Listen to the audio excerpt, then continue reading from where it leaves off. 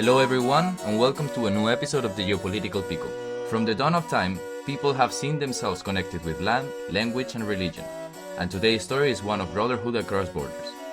In the year 1254 of our age, the Pope Innocent IV wrote to the mighty city of Prague to ask King Przemysl Otakar II for help in fighting the Prussian pagans in the north.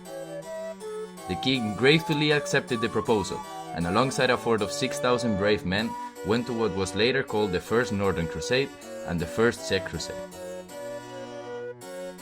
In the Battle of Rudava, King Otakar defeated the pagans and became the legend that he is today. The soldiers that accompanied him in this brave task were so impressed by the bravery of the Czech that in his honor they founded the city of Královec, which means King's Land at the source of the Baltic Sea. Time went by, and many kingdoms, empires, and later states wanted to control the Pearl of the Baltic. And indeed, they actually did. However, even after changing the name of the city, after trying to erase their past, they could never win the hearts and the minds of the people in Královec. Today, that feeling is stronger than ever, and the motherland is willing to listen to her sons and daughters separated physically, but united spiritually, to be, once more, together. Let me introduce you to the territory of Královec. It is a rich land in a strategic position, with more than 500,000 people living in the city and more than 1 million living in the territory. After World War II, this land was given to the Soviet Union, who later incorporated it to Russia. Nowadays, it is an ex-slave of the latter, with no physical connection to Moscow, and suffering from an authoritarian regime. And today to talk about it, we are going to have Bohumil Dobos. He is a professor in geopolitics and an expert in the situation in Královec, and we would like to know what will the Czech Republic do with this territory. Thank you very much for being here, Bohumil. Thank you for inviting me. It's pretty nice to have you. I will also, obviously, as always, I'll have my colleague Ronan Wordsworth with me. How are you? Very good, very good. We're speaking with royalty here. Yeah. It's going to be an interesting talk because some 2 months ago we woke up with the news that there had been a referendum held to re-annex Královec, the territory of Královec, nowadays known as Kaliningrad, to the Czech Republic, with an outstanding 96% of approval.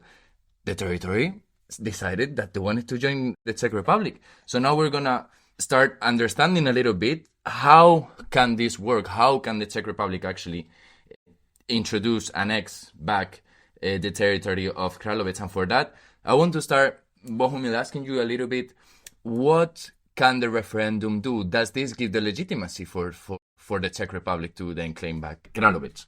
Definitely. We believe that the referendum was held fair and square, given the standards of the independence referendum in Europe in the past 10 years. This was actually meeting all of the criteria. There were some people that were casting the votes, some people who counted them. Majority of the people casting the votes never stepped into Kaliningrad or Královec, which is basically a standard that we can see around Europe. So from our point of view, this is fully legitimate, and we have a full claim over the exclave. And how will the Czech Republic claim the land in an international matter? Would it have to be approved by the United Nations, for example, or it would be something that, with the neighbors' approval, it could be done? I believe that the neighbors' approval is enough. It's more than other similar annexations had in the past 10 years. Actually, the initiative started in Poland, so we feel a strong support from Poland. The Baltic countries have also recognized the claim, and we feel that this is enough for the international community to accept the Czech claim over the territory and our legitimate right to be recognized as a sovereign over. That is really, really interesting. And how, because nowadays, as we explained it in the introduction, there's been a lot of history going through the territory of Královec in the last centuries. And there's been a mix of languages in there. For example, how would the Czech Republic regain that language sort of, not control, but association with the territory? I believe, first of all, people would be happy not to use the Russian name Kaliningrad. If you know who Kalinin was, he was basically a mass murderer. So it's always better to be called after a king than after a mass murderer.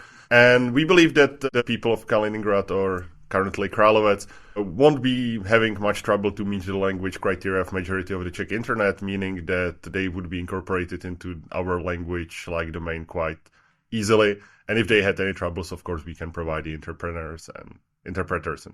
That is pretty interesting. How do you think that could happen, Ron? Well, I mean, first of all, Kaliningrad needs to be incorporated into the schooling system of Czech Republic. I think they should immediately sort of be adopting the Czech syllabus so that children start learning a proper education from EU standards, and then from that process, people understand the history behind the region and go back to their fathers of the Czech Republic. Mm-hmm. What about you? Do you see it differently? I see it as a great task to be accomplished by a great country as the Czech Republic is, and obviously with the support behind, as we were saying, Poland was already agreeing with this issue, so it would make the connection between the exclave and the motherland much closer and much easier for Prague to control. And I want to dive actually a little bit into that connection. How could the Czech Republic, because you became actually famous because of writing on how could the Czech Republic be connected with Královec, and I would like to the practicalities of the practicalities a little bit in like how could they integrate Královec in the as territory. Exclave. I mean, it's physically separated from Czech Republic, but managing the exclave, how would that be done, and how could it be reincorporated? Yeah, it's pretty obvious that we need to keep good relations with Poland because this would be crucial. We have seen what happened between Russia and Lithuania, and we basically developed an agreement that the Polish has withdrawn the original claim on half of the territory, and in return we promised that we won't invade the country in order to create a corridor that would connect our territory with our rightful exclave. This is basically something that was already proposed the other way around by the end of the First World War, when there was supposed to be a corridor southwards to the Adriatic Sea. Nowadays, we don't really want to mess with former Yugoslavia, so we head north instead. And we believe that we can find some form of arrangement with the Polish that would protect some corridor that would allow us not only to transport goods, population, etc., but also to build our famous beer Stream 1 that is to be constructed in the next year in order to supply the territory, to communicate with it. Královec has a working airport, which also allows us to transport the goods through the Polish or German territory and over the Baltic Sea, which is something that we feel pretty confident about given the fact that inside the EU it's basically impossible to stop the air travel. So as long as the EU is in operation, I believe that our ability to communicate with the enclave is quite good. Also, our Baltic friends are promising to help us with the management of the territory, which is very, very important. You were mentioning the beer Stream 1, which is really interesting project to be checking in the future. It won't have troubles to be under the sea, for example. And I would like, because that's a benefit that Královec will have. And in that sense, what could Královec also benefit? I think already having a beer stream, it would be something really interesting for the region. I would maybe even shift their drinking consumption into something more that they would relate more with their history. What other benefits do you think that Královec may receive by rejoining the Czech Republic? So yeah, obviously you are joining a liberal democratic country with all of the freedoms, which is something that we feel quite strongly will be a benefit for the territory. The territory will be joining the EU with all of the economic benefits. It will get fully integrated into the Baltic economy, which is something that is not currently possible. Currently, basically, the exclave is cut off from everyone around, which is making it poor. It's one of the worst stricken regions with the HIV epidemics in the whole of the continent, etc. So all of the economic benefits, civil liberties, etc., will be there, and we feel quite strongly about it. Plus, of course, the incorporation into the beer infrastructure is important, which should theoretically also help the Baltic countries with their own domestic beer consumption. That is really, really interesting. So it would not just be good for Královec, but also for the region. It'll be mutually beneficial, I think, because also Czech Republic is obviously a landlocked country. It'll regain its access to the sea, which it should rightfully have for the last 8 centuries. And because of that, it can become a naval power. We have a base in the Baltic Sea. And then mutually, as we said, the education standards will go up in the region of Královec, and the living standards, as you said, there's health issues. They're obviously cut off from their annexed region of Russia. They can't express their wills as people. They've got an authoritarian leader right now. And so, I mean, they benefit, Czech benefits, it's a win-win. The region benefits. Poland now has a safe neighbor on their border, as do the Baltic states, Lithuania and And Latvia. even we could see even a return of the utter of the out the mythical Hanseatic League. Also, the Baltic Sea will be an internal sea of the European Union, so commerce could flourish, exchange could flourish within the region, and that could also benefit the Královec and the Czech Republic because of that trade. And from our point of view, it's really forward-looking because historically we were more focused on getting access to the Adriatic Sea, but due to the climate change, this is turning into a desert. So looking to the north is actually a really forward-looking policy to adapt to the impacts of the climate change as well. What technical difficulties do you two see in managing the exclave? Obviously, it's away from Czech Republic. Like, to set it up, do you see any technical issues early on that can be ironed out? Yeah, we will probably need to set some administrative stuff into the territory just to incorporate it properly into our legal regime. We would probably need to give it some special status, as currently the Czech Republic is a unitary state, which obviously doesn't really work well with the exclaves, but I believe that the Czech government and the Czech people are more than willing to provide Královec with some form of autonomy so that the territory will feel that it's properly represented in our system. And I feel that the biggest challenge might be the education, actually. Already, the Charles University started to cooperate with the local university in Královec town, which should start some Czech programs next academic year. It, of course, takes some time to set it up. However, it will be quite hard to find enough teachers for lower levels of education, but I feel quite confident that Czech spirit will prevail. And I would like to ask you a little bit, because we mentioned before the referendum that took place the 10th of October. It's a 96% of approval. However, there's a 4% of not. How would the Czech Republic deal with that? It's actually not minority against the annexation. It was the part of the population that's illiterate, and they didn't manage to properly fill in the data into the ballot. So yeah, we feel quite confident. We have like 99.97 approval rate, but part of the population were unfit at this point to fill the ballot correctly. But we feel that with further education, we would get to the numbers that we anticipate. I mean, this looks like a plan without any bridge. I don't know what you think about it, Ronan. No, I think it's fantastic. I think we can see the legitimacy of the claim. We can see the will of the people being clearly expressed in their desire to be part of the Czech Republic. We see the benefits to both territories. And really, it's about going back to the history. The people there really feel like they belong to the Czech Republic. And so it's the Czechs' duty to basically take back that region from the occupiers. Mm-hmm, mm-hmm. Well, okay.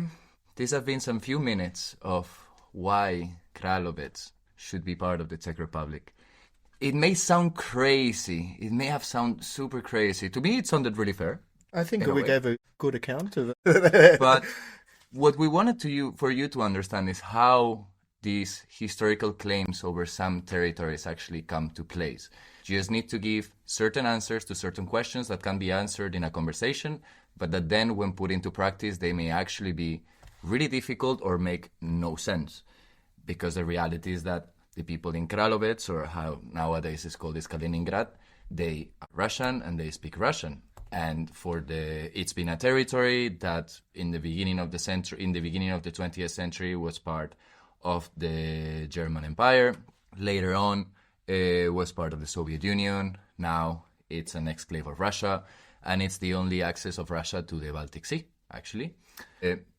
No? I'm wrong? There is also like St. Petersburg. Well, sorry, yeah, St. Petersburg, yeah, but it would be because St. Petersburg is comprised between Finland and Estonia, so it could be easily close, whereas Kaliningrad is a little bit more... And it's a warm... Yeah. warm port. And our point here is that, well, there was a referendum, and I'm making some... Air quotes, here that you obviously can't see, but this is basically what we're... The situation in the Russian-occupied territories of Ukraine, which they've claimed that those 4 oblasts have legitimate referendums when the people were obviously under occupation. And They actually weren't even, like in Kherson, you didn't control even the town of Kherson after 5 days after you ended the referendum, which is fucking ridiculous. You didn't have control over majority of Zaporizhzhia and Kherson region. So, and every single oblast that was annexed by Russia had areas which were still Ukrainian controlled, and so there was not a single one of the 4 regions which Russia had fully occupied in their invasion. So the ridiculousness of the annexation claims is basically what we're trying to put forward here, because it was just as ridiculous then as it would be for Czech Republic to annex Královec. Even if the beer stream 1 would be a wonderful idea, that I think it should be exported to the rest of the European Union. Exactly. We can then deliver Pilsner called Golden Nectar to the rest of the Union.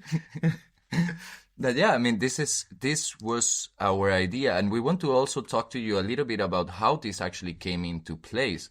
This was something that was brought up by Poland. Initially, it was some recurrent meme in like Polish Twitter, Polish Twitter and matters of the like, and that when the again, I'm making, how do you air quotes? We'll say air quote in here.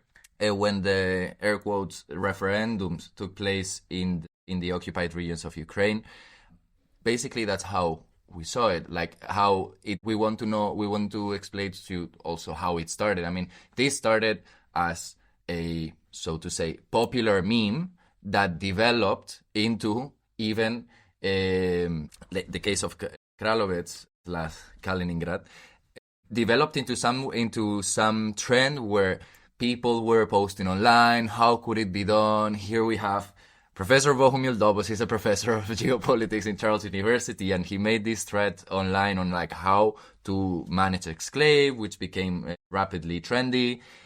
How would the situation be? How would Poland accept it? But it was not just created by people. I mean, there were governmental officers that were actually the Czech Foreign Ministry. The Polish, I think it was the Polish Foreign Ministry also put it, or if not, it was some also agency, like official agency from the Baltics as well. The Baltics. It's like so all the neighbors of Kaliningrad basically have all the neighbors agreed to yeah, but which is also something interesting. It's a little bit off topic, but Kaliningrad is not in the coast, like it's in the enter of the river in itself, the city in itself. Like there's some 2 lakes protecting the city, but even with this, I mean, it doesn't matter, because if you make this story just being followed by enough people, use the right arguments, even if they are fake, you may actually convince someone that this has to happen. And it was actually quite swift, because there was this one anonymous Polish Twitter profile that actually started up with the original Polish claims that were later like revisited. And this was basically just retweeted by one popular Czech member of European Parliament, who is very active on Twitter. And it caught off like very, very quickly through the Twitter space. And at that point, you have numerous accounts that are just dealing with either management, administration of the exclave. You deal with the management of the Czech naval forces, with the Kaliningrad plane carrier and stuff like that. Even a Czech like space program that should be set up in Kaliningrad, which, however, I disapprove of, because it's a very stupid place where to put spaceport for physical reasons.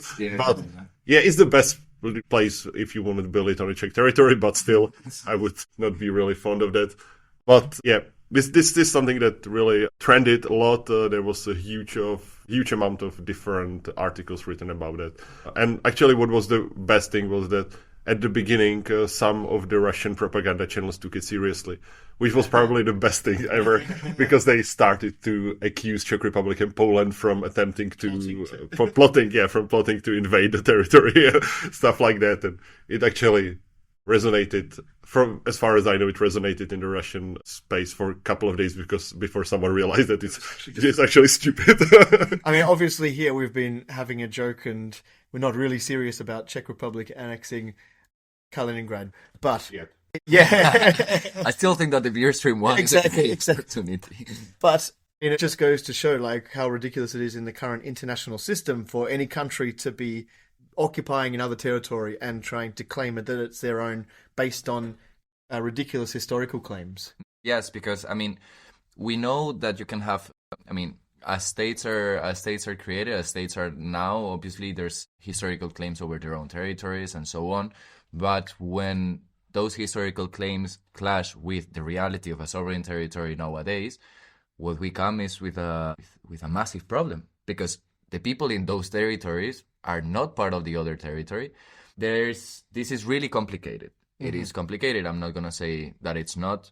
You have claims all over, but nowadays there are several occupied territories in the world, not just the southeast and south of Ukraine, and these claims on historical basis and cultural basis are made every other day. I mean, by many states, and it's. You might have seen the incident recently with Viktor Orban having this large Hungary scarf for a football match, and this is something that is actually kind of really threatening for the EU, because you have a revisionist state inside of its borders, with, for example, Slovakians, Romanians not very keenly taking on this issue, and basically the claim is 100 years old and doesn't really make much sense, because obviously the Hungarian kingdom was present in Slovakia, but yeah. But the state systems evolved so much the since state that time. it was completely underdeveloped territory under Hungarians, and it actually started to develop only after getting independence as a part of Czechoslovakia, even that parts of Slovakians don't see it really as an independence, but still it at least started to develop. You have the same with Morocco and Western Sahara, when Western Sahara, according to the historical experiences, was never really properly part of Morocco to start with. However, still the Moroccans will use the historical claim, even though there is as much historical connection between Western Sahara and Morocco that there is between the Czech Republic and Královec. So, and Somaliland and Somalia is another great example. Yeah, there was never a state No, it was never a state, but it was occupied by different forces during colonization, and they're completely separately run states now. Almost like Somaliland's much more this is functional state than. This is also very interesting regarding history, because if you want to set up a new state in Africa, you need to build it in the former colonial borders, which is what Somaliland trying to do. However, on the east of the country, you have these territories that are more connected through the clan linkages and other linkages to Puntland, and there are conflicts over the region simply because Somaliland needs to keep their claim on it, because otherwise it loses its historical claim to statehood,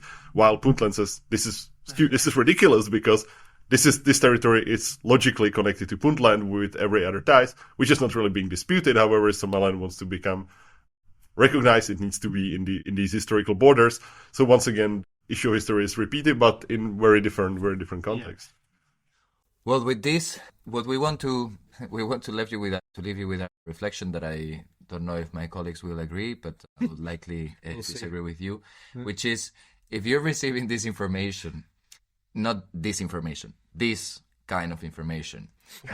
Sorry, he's very clear about what it means. Yes. Not this information, but this kind of information. Not disinformation, but this kind of misinformation. Okay, I think it's understood already by anyone that's listening. What we wanted to show with this is how can you end up manipulating a reality of a territory? How can you end up manipulating the reality by giving easy answers that can be put in the paper, but then when they're put in practice, they just make no sense for the population that are in the territory, for the culture, even for the historical reason that of the some decades, some 100 years, the territories have been together or separate. And this is something that we want to encourage you all who are listening to, whenever you encounter this information, contrast it. Even talk to people of the region, even, I don't know, try to understand it better, because the reality might not be that the one that they are telling the state that is trying to control the other territory.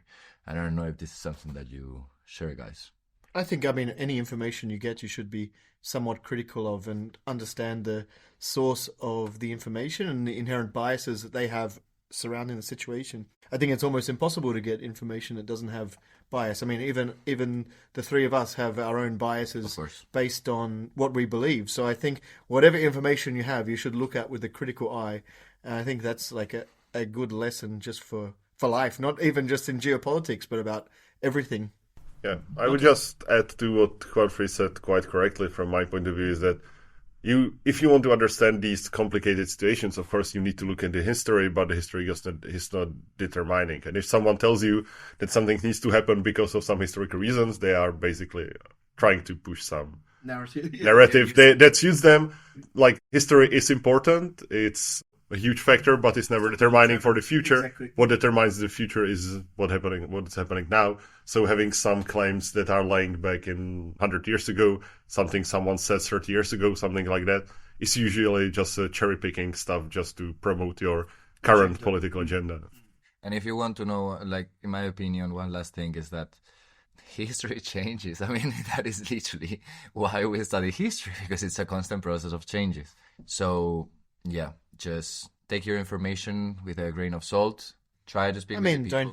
You still have to believe something, but, just when you get information, just process it from a perspective where you're acknowledging the biases that the person might have. There's obviously some facts which are true, and we just work from there. It's great that we have a native speaker who can formulate it cleverly. Thank you very much, because I was struggling a little bit. Too early today. Usually we're recording in the evening. Okay, well, with this, we will say goodbye for today. Thank you very much. And we will be here again in the next week with more. Get in touch as well. Get in touch. Get in touch with us. Everything. Thanks, Bohemil, for being here. Thank you for having me. As always. And we will be back with more geopolitical people. Thank you very much. Ciao.